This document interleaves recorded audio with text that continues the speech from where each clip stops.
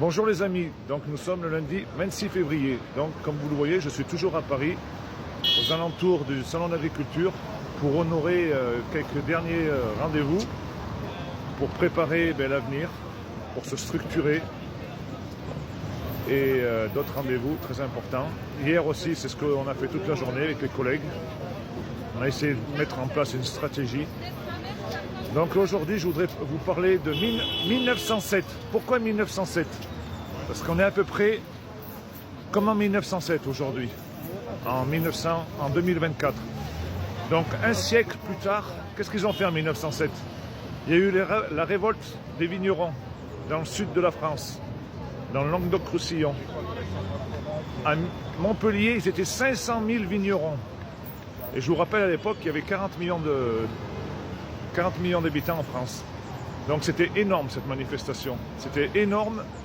Et ils avaient obtenu à l'époque, pas grand-chose, mais ils avaient obtenu le report. Ils avaient créé une loi, Clémenceau avait créé une loi pour reporter les impôts. À l'époque, c'était des impôts. À l'époque, c'était des impôts.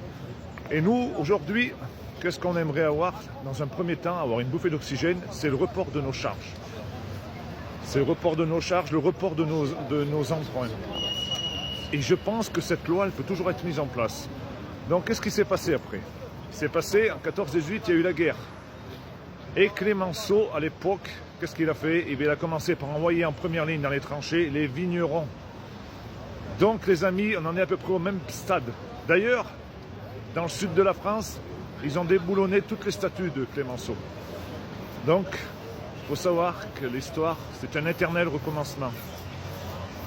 Aujourd'hui, on ne risque pas d'être 500 000 paysans dans le sud-ouest, puisqu'on n'est que 300 000 en France. Mais quand même, on fait vivre énormément de monde autour de nous. Énormément.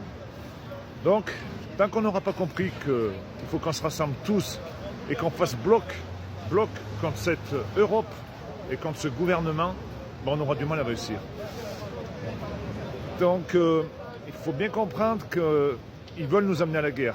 D'un biais ou d'un autre, ils veulent nous amener pour sauver leur petit cul là-haut en haut. Il faut parler poliment, mais c'est comme ça. Donc ils veulent nous amener en guerre contre la Russie.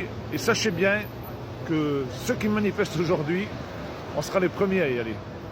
Ils ne vont pas nous faire pitié. Ce ne sera pas eux qui vont y aller, ça va être nous, encore les paysans, le bas peuple, les gueux.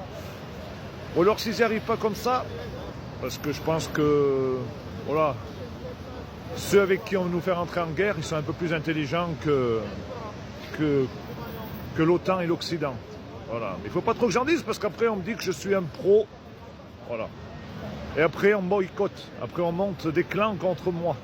Pourtant je dis que la vérité. C'est très bien, tant qu'ils me critiquent, c'est bon signe, c'est que je les emmerde. Puis je les emmerde bien profondément. Donc, ou alors ils veulent nous amener à la guerre civile. Mais de toute façon, ils veulent nous amener à ce que ça finisse mal. Donc les amis, je vais vous amener une solution. Ça ne sera peut-être pas la solution miracle, mais j'y travaille. On y travaille beaucoup. Et on n'aura pas d'autre solution d'y arriver. J'ai vu qu'en Allemagne, un parti qui était vraiment en train de monter, veut sortir de l'Europe. Il y a beaucoup de pays qui le demandent. Et je comprends pourquoi les Allemands veulent sortir de l'Europe. Parce que notre cher Manu, il va être président de l'Europe. Vous imaginez une seule seconde, les Allemands être gouvernés par un nain de jardin comme Macron, c'est impossible. Donc Macron qui nous fait croire à tous qu'il ne va pas signer les accords du Mercosur, il est obligé de les signer.